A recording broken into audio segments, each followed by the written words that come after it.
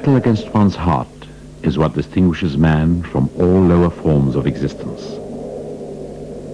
He realizes, however vaguely, that there is something beyond our finite awareness which he must grapple with and attempt to understand.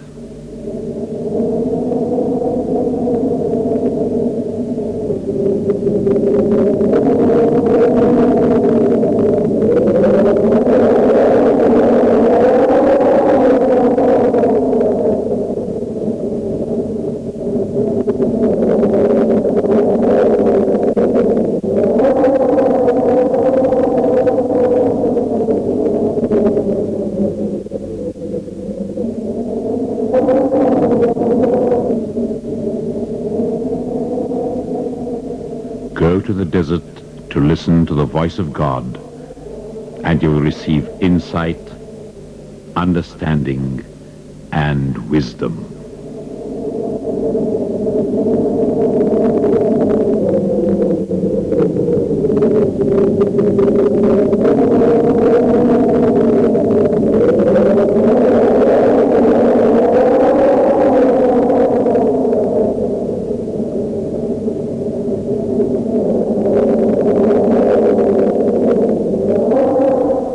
The essence of creation, the basic elements, earth, sky, and man, unencumbered by the very starkness of the surroundings.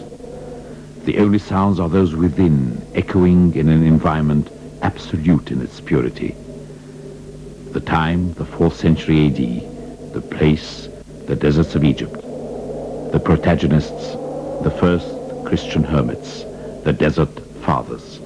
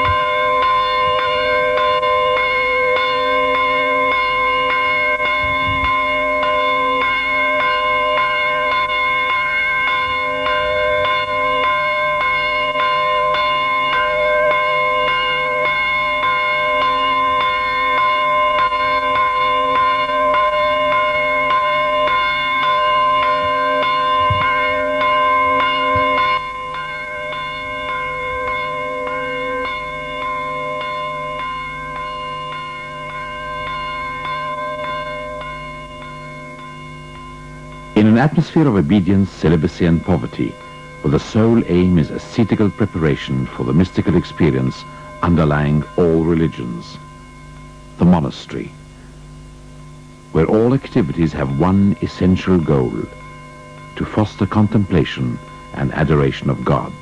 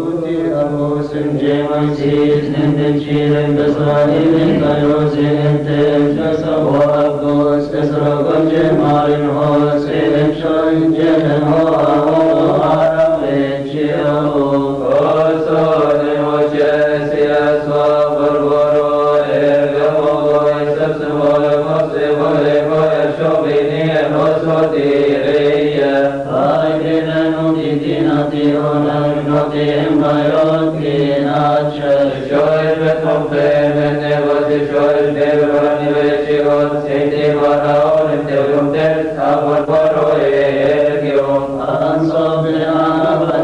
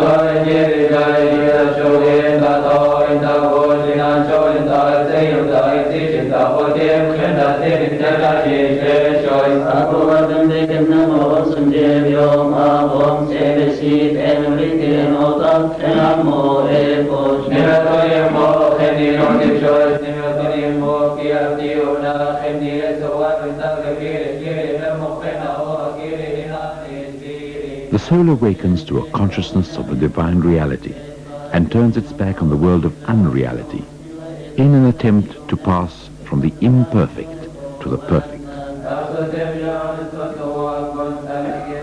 But what does the term monasticism really mean?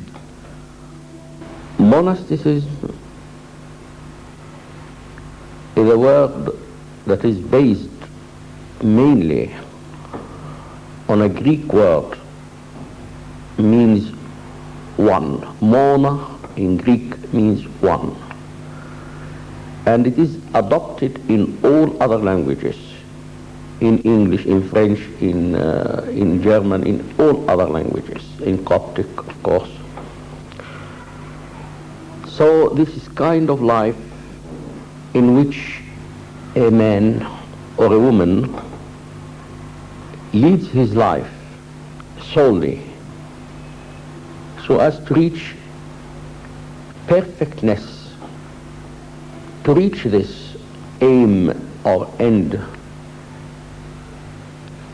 one has to concentrate on his soul and to go to the innermost of his soul so as to discover what he is and why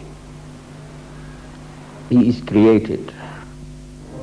Early Christianity was in reality ascetic in the original sense of the word, which in Greek is equivalent to exercise. For the early ascetics were athletes, pitting themselves against the world, the flesh and the devil, subjecting themselves to feats of severe and strenuous self-discipline, all for religious ends.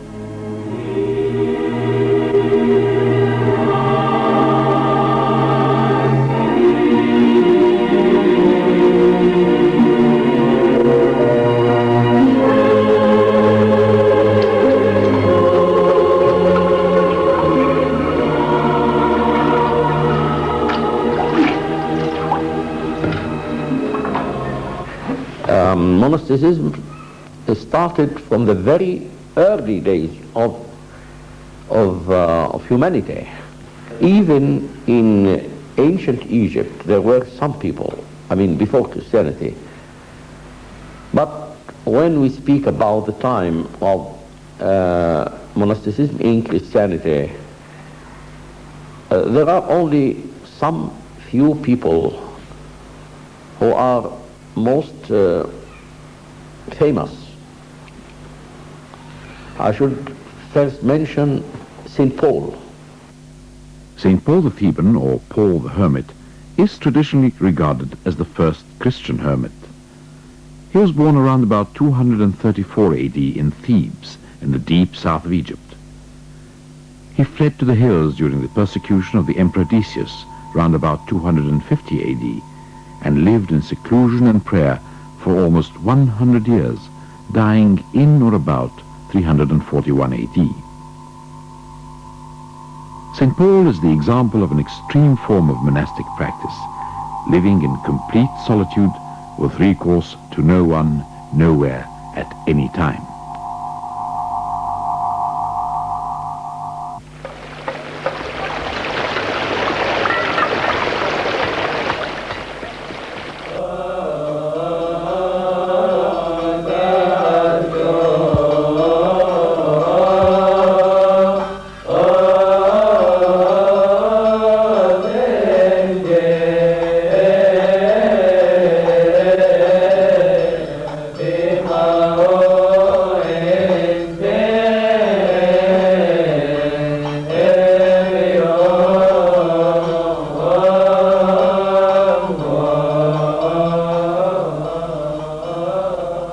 life as understood by the monks of Egypt is known as the angelic life, and those who acquire the highest degrees of monasticism are clothed in what is known as the angelic garment. To attain this level necessitates the mortification of all desires and the relinquishing of the world and worldly vanities. Shedding all worldly desires and developing a high sense of spirituality, the monk can then attain a deeper contemplation and adoration of God.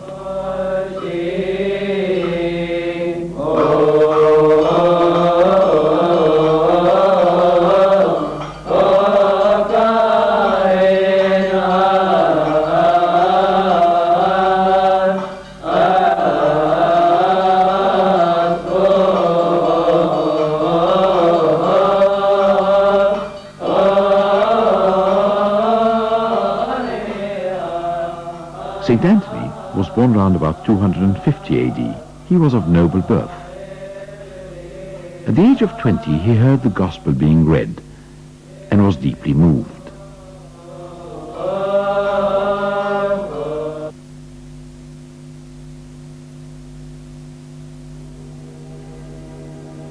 Selling all he owned, for he was a wealthy landowner, he then adopted the ascetic life.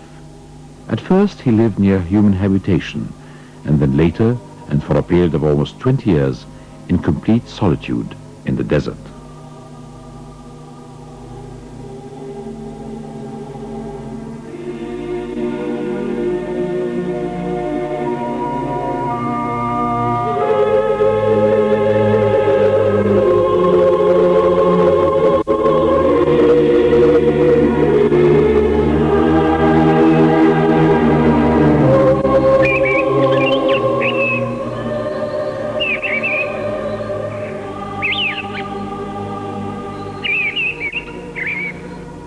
It was at Deir el-Maymoun in Beni Suef, some 120 kilometers south of Cairo, that St. Anthony founded the first monastic community.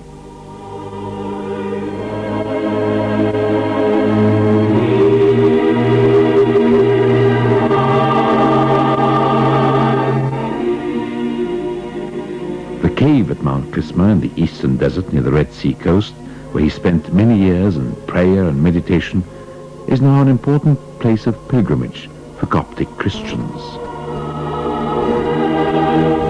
St. Anthony is known as the father of monks because it is he who instituted a community of hermits visiting each, but individually, as their abbot or father.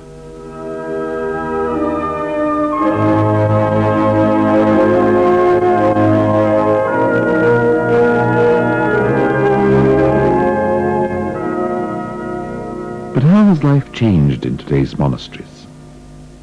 Well, first of all, we have to say that it has changed to a large extent, mainly through greater intercourse between the laity and the clergy and the monks.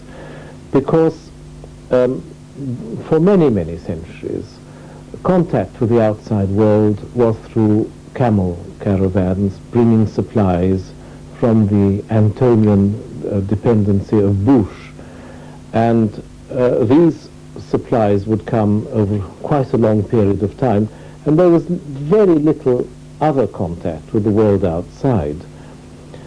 Later, of course, these supplies were brought in by trucks, and this made, first of all, contact with the outside world easier, and more, the result was more interchange of ideas, more contact between people outside the walls of the monastery and people inside the walls of the monastery.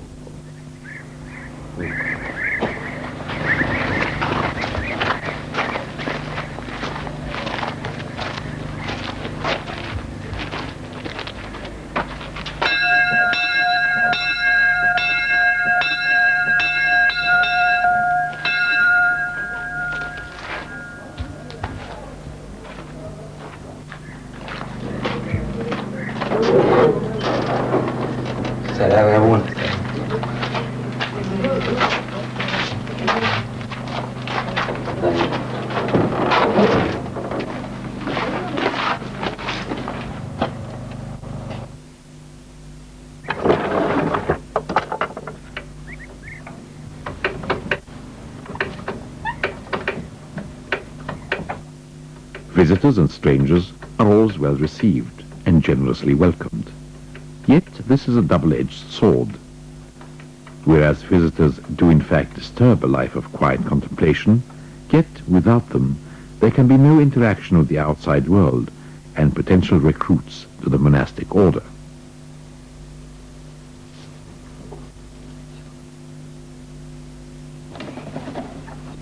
شكرا يا قس. شكرا. سلام. سلام. ما تنساش بكره. حاضر.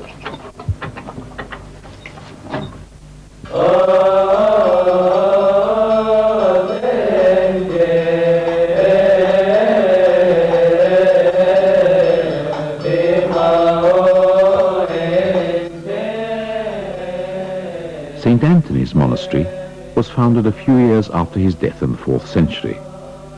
It was built at the foot of Mount Crisma near the Red Sea coast and beneath the cave where he lived and worshipped in solitude for many years.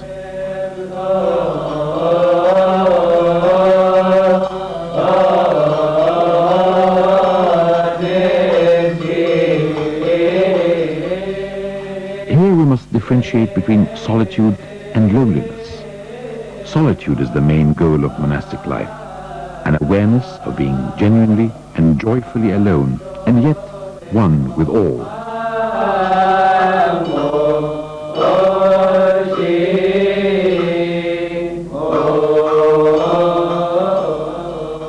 These are men who have withdrawn from society yet live a common life governed by a single simple tenet. God is the only authority, and that apart from his manifest will, there are few or no principles. The Desert Fathers are preoccupied with meaning rather than purpose. They are men who are seeking that almost magical instance of heightened awareness, where perception comes suddenly as in a flash, bringing a realization that the universe is an integrated whole and that man is part of it.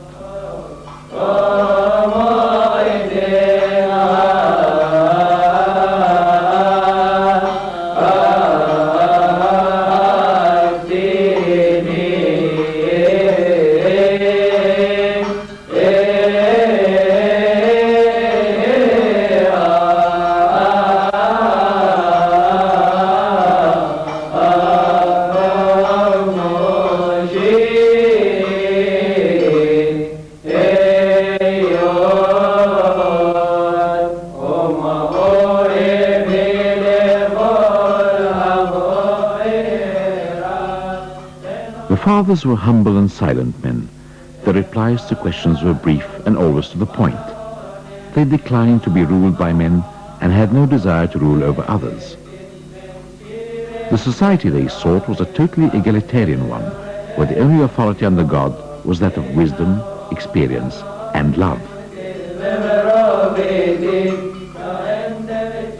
St. Pachom, or Pachomius in Greek, was born in the south of Egypt around about 285 AD and died in or around 346.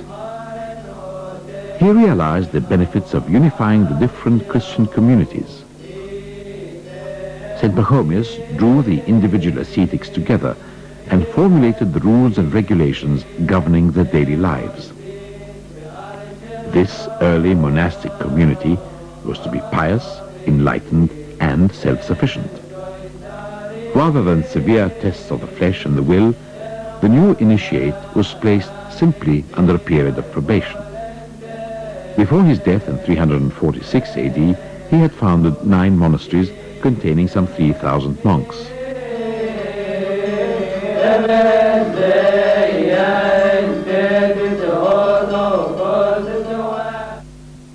For St. Pachomius, while he himself led a solitary life for many years, but for those who wished to follow him, his way, he found it very difficult for these beginners or freshers to lead this very solitary life.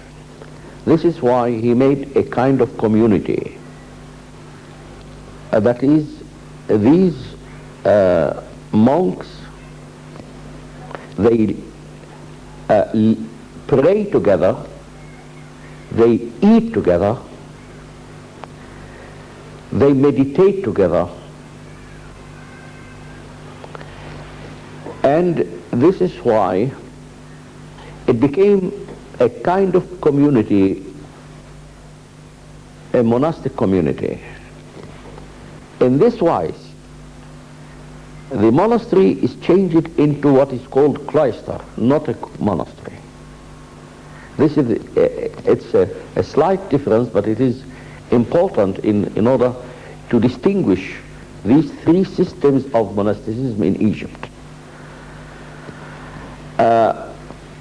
Now, the monastic life in Egypt now, it is no more like St. Anthony system, but it is mainly following the system of St. Pachomius.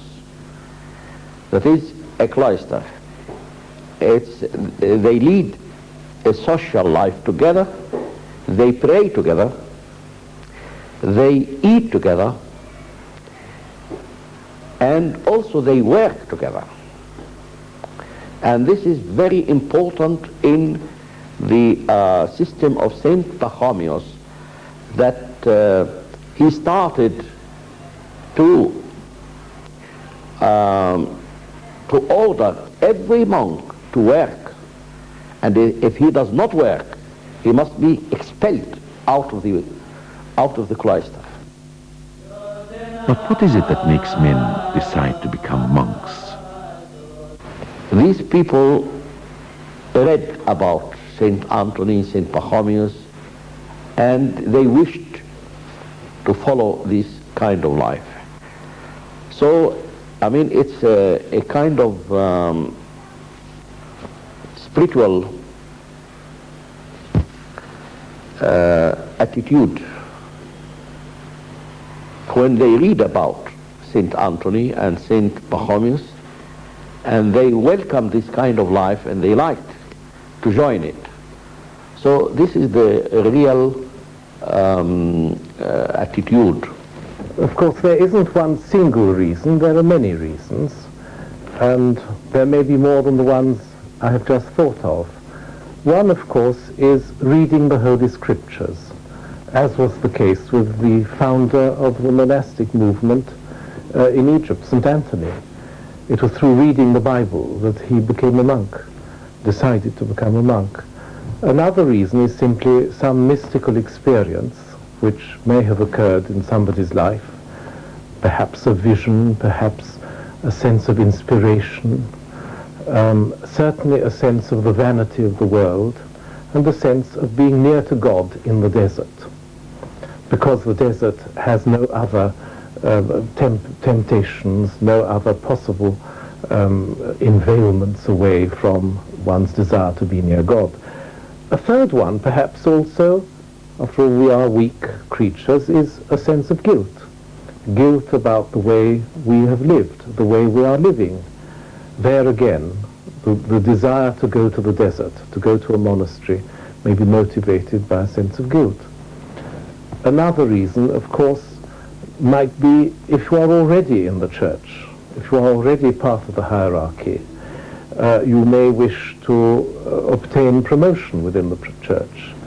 And in Eastern churches, you cannot become a bishop if you are a parish priest.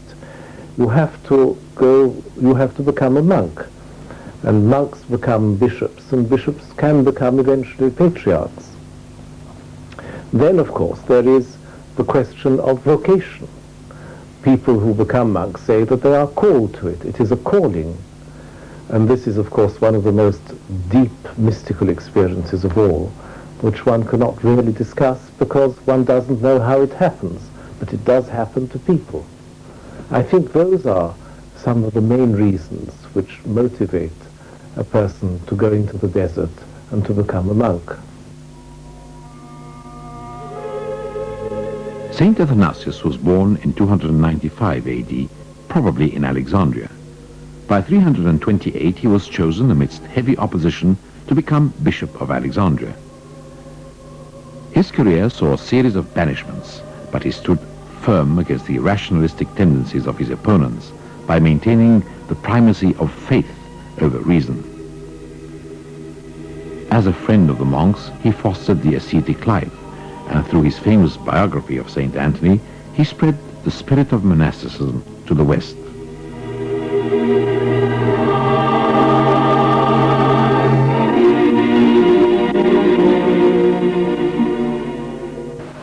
Some of those religious people who heard about the monastic life came to Egypt, and they lived in our monasteries for some time. And then when they went back to Switzerland, to France, to England, to Ireland, and to all these places, they instituted monasteries after they lived in Egypt, and after they left to their countries, they instituted monasteries. And it happened, this is the way how monasticism spread from Egypt to Switzerland, to France, to Italy, to Britain, to Ireland, and to some other countries.